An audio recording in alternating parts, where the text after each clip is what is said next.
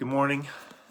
Today we're going to talk about when we think about the future, when we think about casting vision for the future, when we talk about being people who are future oriented.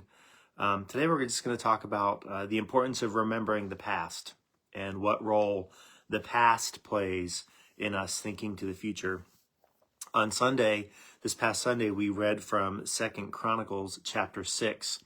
Verses 7 through 9, and I'm just going to read those.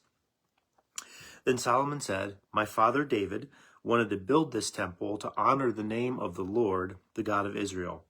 But the Lord told him, 'You wanted to build the temple to honor my name. Your intention is good, but you are not the one to do it. One of your own sons will build the temple to honor me.'"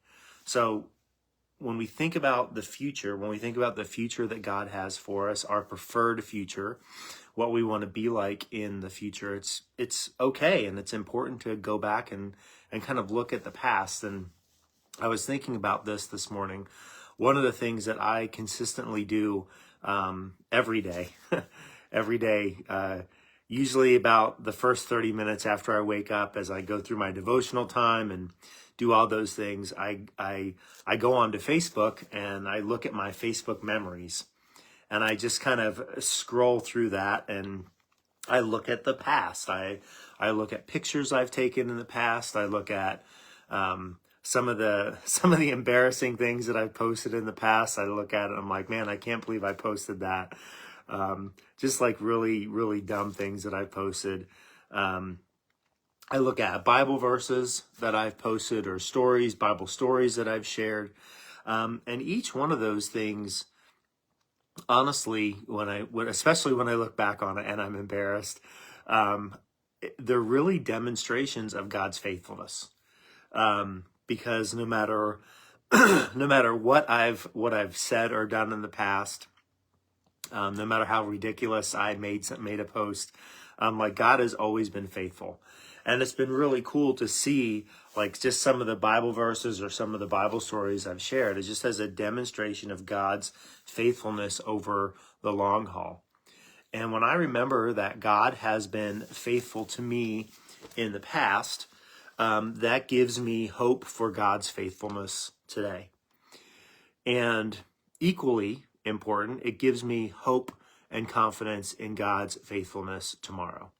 So when we reflect back on the past and we just kind of can trace God's faithfulness over time, what it reveals to us is the God who was faithful to us 10 years ago, 5 years ago, 5 months ago, 5 minutes ago.